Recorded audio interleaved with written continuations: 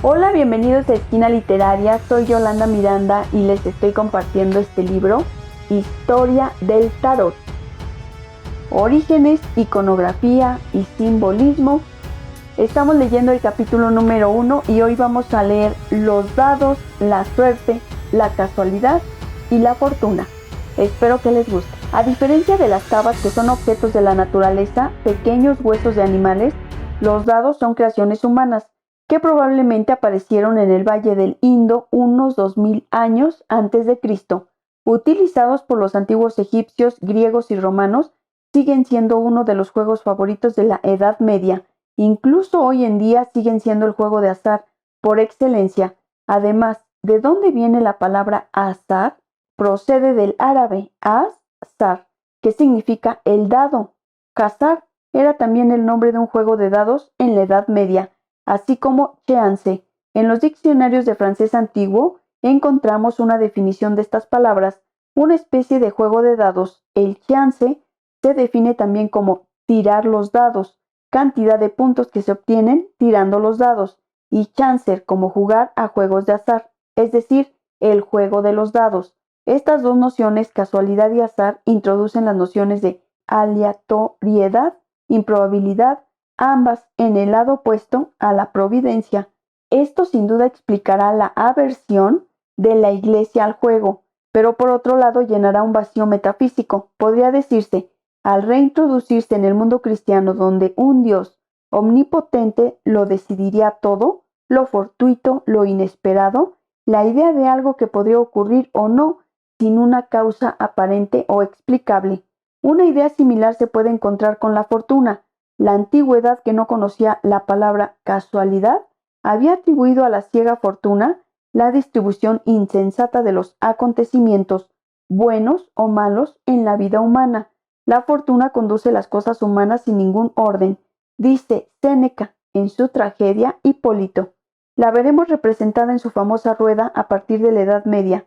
La fortuna es tanto una alegoría como una divinidad.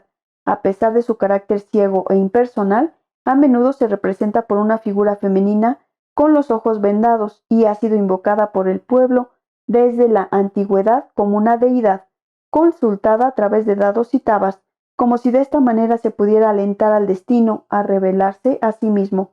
El destino es la consecuencia del azar. Puede definirse como lo que debe suceder fruto de la casualidad, de las circunstancias. También puede ser el fruto del destino, pero estas dos ideas no están asociadas.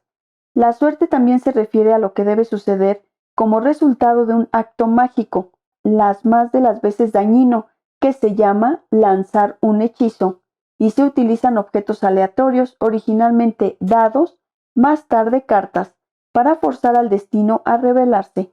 De este modo, el azar y la adivinación pueden reconciliarse, a pesar de ser dos nociones que a priori parecen emparejarse mal, pero que sin embargo siguen siendo inseparables. De hecho, la adivinación parece lo más apropiado para evocar el destino. La mayoría de los videntes u oráculos, como la pitonisa de Delfos o los profetas del Antiguo Testamento, darán testimonio de los designios de los dioses o de Dios sobre el destino de una persona, una ciudad o un pueblo. El destino esta vez introduce la idea de determinación. La palabra viene del latín destinare, que significa planificar, destinar. El destino está escrito, nos encontramos en el extremo opuesto del espectro de la idea del azar. Los antiguos griegos consideraban que el destino era una autoridad superior a los dioses.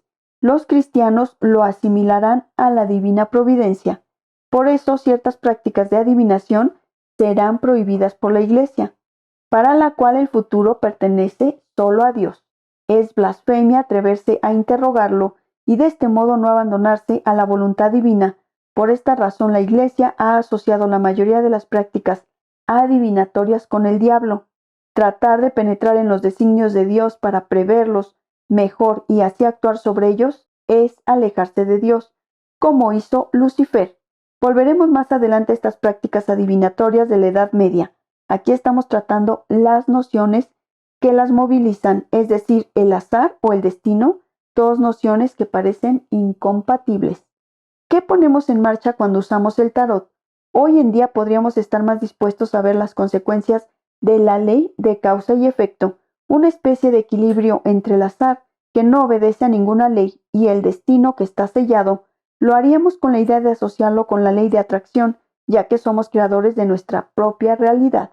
El debate sobre las fuerzas que evocamos cuando practicamos el tarot está siempre abierto, pero no olvidemos que esta idea de ser creadores de nuestra realidad es una idea contemporánea y está muy alejada de las concepciones sobre el destino, la providencia o la fatalidad de nuestros antepasados. Esta ley se define hoy como universal, pero era desconocida en el pasado. Nos ha parecido importante definir aquí con mayor precisión todas estas nociones tan esenciales cuando discutimos la historia del juego o de la adivinación. Volvamos un poco atrás a los dados que introdujeron estas nociones. A diferencia de las tabas, tienen puntos en 6 caras o a veces en 12, que deben sumarse. Señalemos que en el caso de los dados más comunes, los de 6 caras, hay 56 combinaciones posibles con 3 dados y 21 combinaciones posibles con 2 dados. Cabe señalar también que uno de los primeros libros conocidos que combina un juego y una práctica adivinatoria se llama El libro de los pasatiempos de la fortuna de los dados. Este libro italiano escrito por Lorenzo Gualtieri, conocido como Lorenzo Spiritu o Laurent l'Esprit, y publicado por primera vez en Francia, presumiblemente en Lyon alrededor de 1500, fue muy famoso en su época y se reimprimió muchas veces hasta el siglo XVII en italiano, francés e inglés. Propone responder a 20 preguntas sobre el futuro tirando 3 dados. Una tabla con combinaciones de tiradas conduce a frases enumeradas por 20 profetas, cada una de las cuales ofrece 56 respuestas en 3 versículos. Antes de llegar a las tablas es necesario pasar por 20 reyes asociados a planetas y signos astrológicos. En su introducción nos encontramos con esta frontera entre el juego y la adivinación tan turbia y perturbadora. El autor apela a sus buenas intenciones en un mensaje dirigido al lector benévolo saludo, diciendo que escribió su libro para recrear también a los señores y las damas, y lo hizo manifestándose de esta manera: donde quiera que sea, en ningún lugar, deberíamos añadir fe a todo esto porque únicamente es un juego. Sin embargo, el subtítulo del libro resulta menos ambiguo.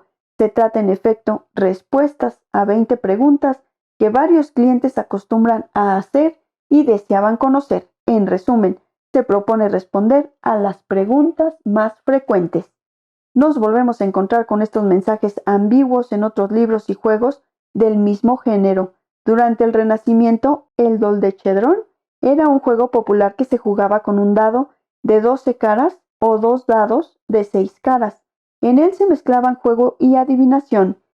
El Plaisant je du dodechedron de fortune non moins recreatif que subtil et ingenieux, en una edición de 1577, sugiere que las técnicas adivinatorias de este juego podrían tener algún valor, antes de especificar por supuesto que se trata solo de un juego, para dar placer y pasatiempo.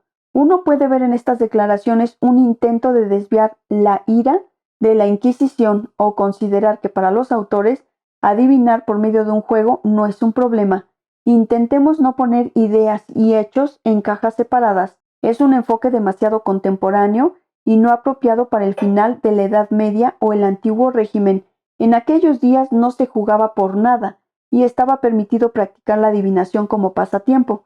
Cuando Aliet publicó mucho más tarde, en 1770, uno de los primeros libros de cartomancia conocidos, el famoso Eteila o Manière de se recreer avec Uyu de Cartes de M, no pudo eliminar esta ambigüedad entre pasatiempo y adivinación.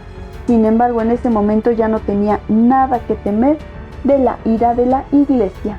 Espero que les haya gustado la lectura de este libro, La historia del tarot. Déjenme sus comentarios, suscríbanse al canal, síganme en mis redes sociales. Muchas gracias por escucharme y los espero en el próximo video.